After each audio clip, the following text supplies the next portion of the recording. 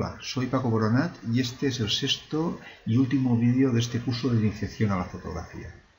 En este sexto vídeo os hablaré de la fotografía de paisajes, de la macrofotografía y de la fotografía nocturna, y os daré unas pautas que os ayude a conocer mejor cada una de estas especialidades. Lo primero que puedo deciros para trabajar en la fotografía de paisajes es que tenemos que conseguir la mayor profundidad de campo que podamos. Para ello tendremos que utilizar focales lo más pequeñas posibles, tipo gran angular, entre 10, 14, 16 y 24 milímetros. También tendremos que trabajar con aperturas de diafragma pequeñas. Todo ello nos va a permitir grandes profundidades de campo. Es importante conocer también lo que es el concepto de distancia hiperfocal. Es la distancia mínima a la que debo enfocar teniendo en cuenta la focal que empleo, la apertura de diafragma y el tipo de cámara. Esto nos permite tener enfocado desde los primeros planos hasta el infinito. Esta hiperfocal se calcula en función del tipo de cámara, de la focal que estemos empleando y de la apertura de diafragma. Para ello hay una serie de tablas en el mercado que ahora analizaremos. En esta imagen os muestro dos tablas de hiperfocales, una para Nikon, que es esta, y la otra para Canon. Estas las he bajado de internet. Se bajan gratuitamente y es relativamente sencillo encontrarlas. Un poco la metodología de la tabla es la siguiente. Nosotros estamos empleando un objetivo con una focal. Vamos a imaginarnos que estamos trabajando con un objetivo gran angular de 10 milímetros y yo quiero darle mucha profundidad de campo, por lo que utilizaré una apertura pequeña y le marcaré o bien f8 o bien f11.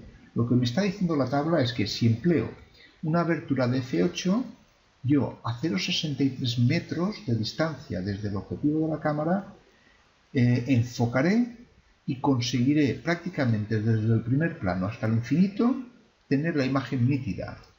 Cerrando un poco más el diafragma a f11, yo podré enfocar todavía mucho más próximo a 0,44 para conseguir el mismo efecto de profundidad de campo.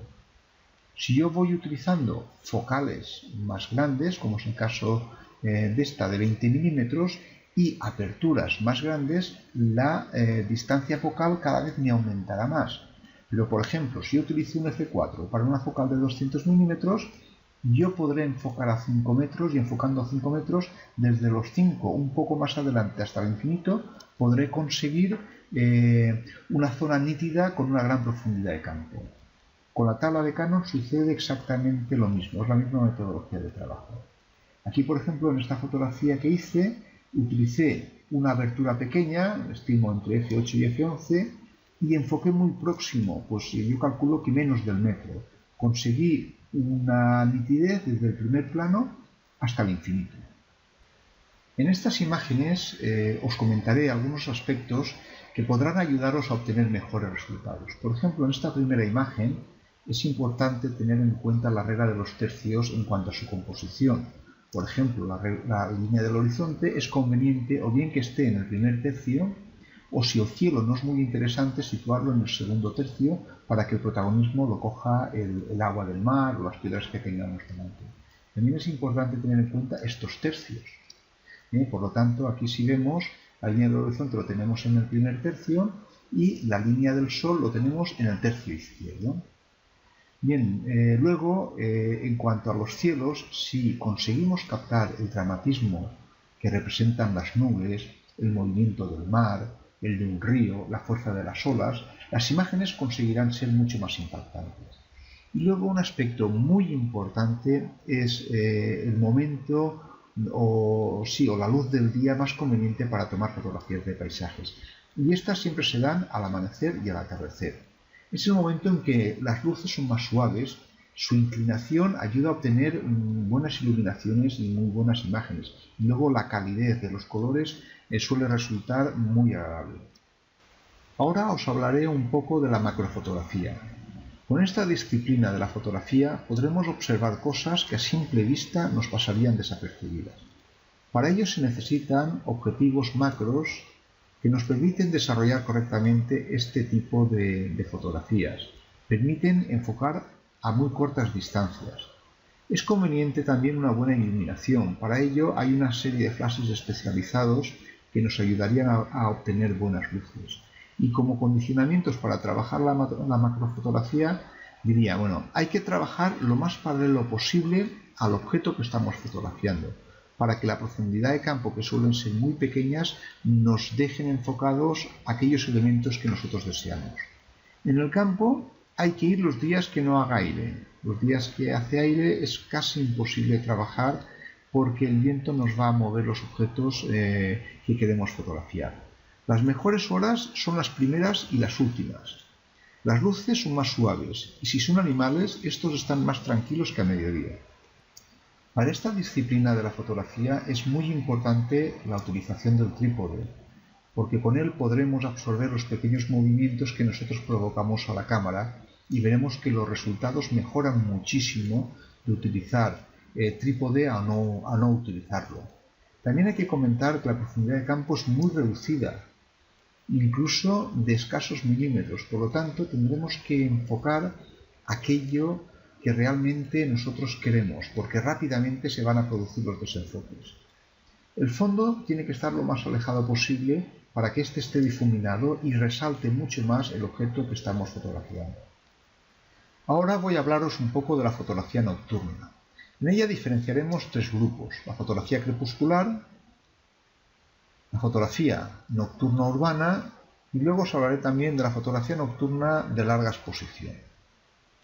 La fotografía crepuscular es la que haremos en el momento del amanecer y del atardecer. Es el momento que denominamos como hora azul, por los tonos azulados que toman las fotografías. En cuanto a las aperturas de diafragma, diré que los más aconsejables son los más cerrados, entre f8 y f22. Con ello conseguiremos grandes profundidades de campo. Se suelen utilizar filtros que nos ayudarán a compensar los desequilibrios de luces. Por ejemplo, suelen haber fotografías en las que haya una gran descompensación entre zonas muy iluminadas y zonas oscuras. Entonces, si utilizamos filtros degradados en el que la zona oscura del filtro esté en la zona más iluminada y la zona transparente del filtro esté en las zonas más oscuras. Con ello conseguiremos compensar luces muy intensas.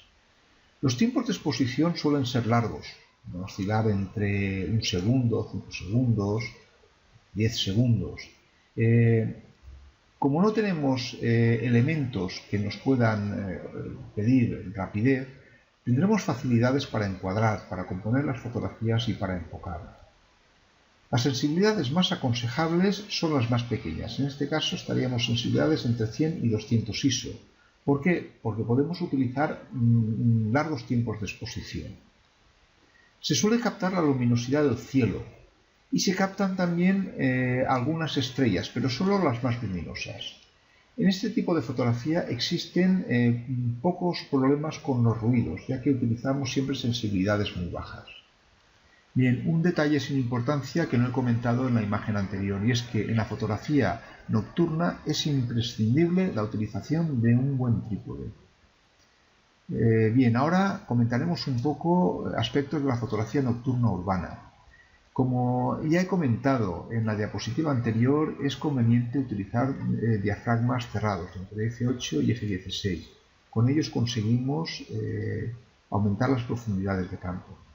También se pueden utilizar filtros para compensar las luces, si hay zonas excesivamente iluminadas con zonas muy oscuras. Las exposiciones también ya empiezan a ser largas, entre 10 segundos a varios minutos. Tenemos una gran facilidad para poder encuadrar y enfocar, ya que no hay prisa, no hay elementos que nos exijan rapidez en la utilización de estos elementos. Podemos disponer del tiempo necesario para poder encuadrar y enfocar. Se captan los movimientos que tengamos en la imagen, es decir, si pasan coches que se están moviendo con luces o incluso pasan personas, estos movimientos quedarán grabados en la fotografía. La sensibilidad debemos trabajar con las mínimas si podemos, pero ya en caso de necesidad podemos utilizar sensibilidades más altas.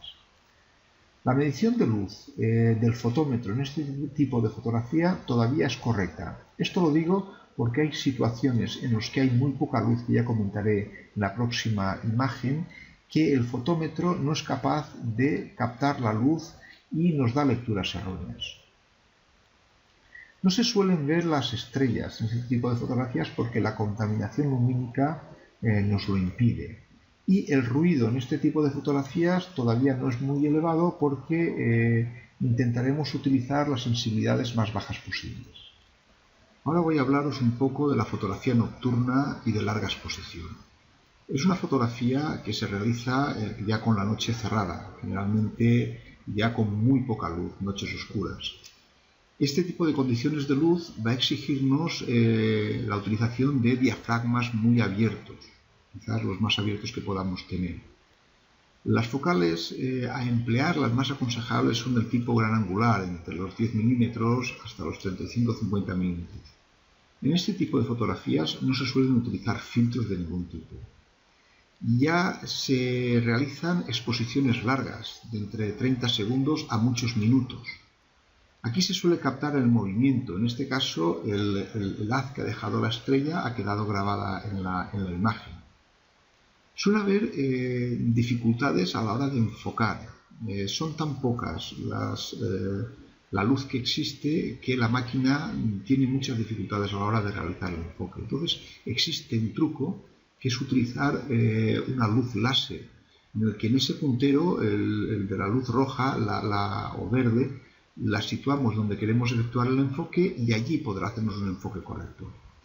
Luego las sensibilidades ya empezaremos a utilizarlas más altas y el grano nos irá saliendo en función del equipo que tengamos. En mejores equipos podremos utilizar sensibilidades altas sin que nos aparezca grano. Luego las mediciones de luz en el fotómetro ya son erróneas o nulas. Son tan pocas las condiciones de luz que el fotómetro no llega a interpretar esa luz y por lo tanto no nos da lecturas correctas. Es decir, no tendremos que hacer uso del fotómetro, sino tendremos que probar y ver el resultado para luego modificar los parámetros en función de él. Se suele captar, porque son largas exposiciones, la luz del cielo, generalmente la contaminación lumínica que se suelen crear sobre las ciudades. Aquí en este caso el trazo de las estrellas se ven claramente. Al ser largas exposiciones, la estrella efectúa un recorrido y esta suele quedarse grabada en el sensor.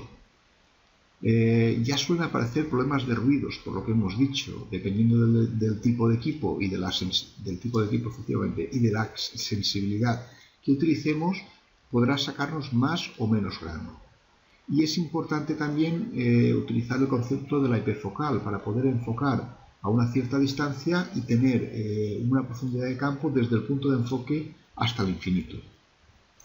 Bien, y con este sexto vídeo doy por finalizado este curso. Aprovecho para pediros disculpas si he cometido algún error en mis explicaciones.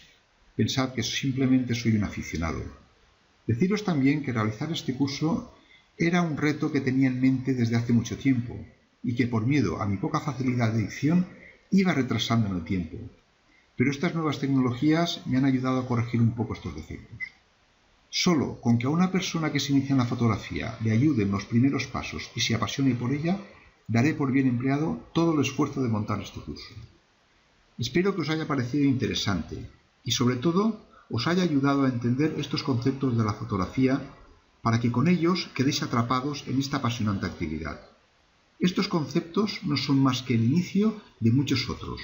Os animo a que investiguéis en ellos. Un saludo.